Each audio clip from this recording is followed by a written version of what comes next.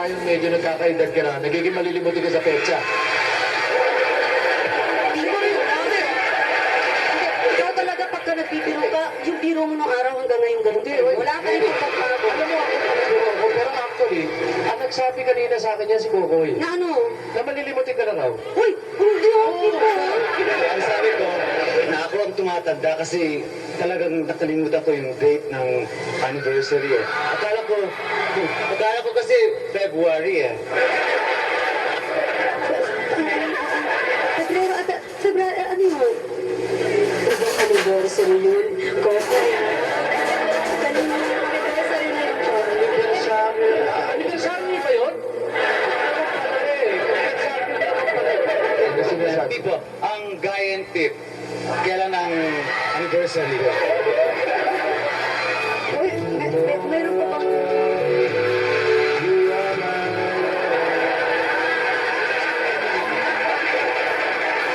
Spinner natin, sino? Boyet! Boyet!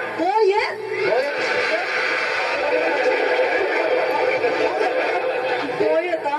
Ikaw, ni Kokoy, kung kailan anniversary ng Guy and Pip, ikaw sumagot.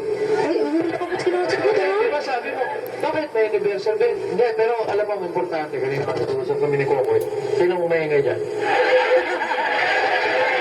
Nag-usap na kami ni Kokoy, the important thing is, yung sineselebrate natin ngayong anniversary.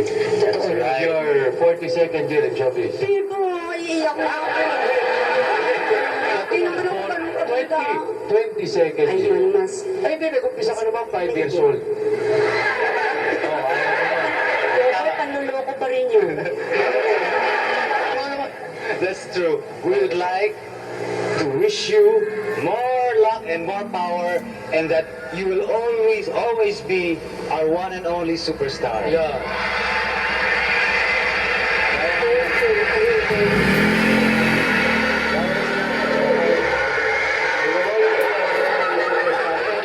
Nagpapasalamat kaming dalawa na kahit pa paano, you invited us to be part of this celebration, this milestone in your lifetime. Hindi, ako naman, tuwang-tuwa. Ako naman natutuwa talaga ako, walang biro. Ayan, nasa loob, kung bubuksan mo yung puso ko, makikita niyo doon.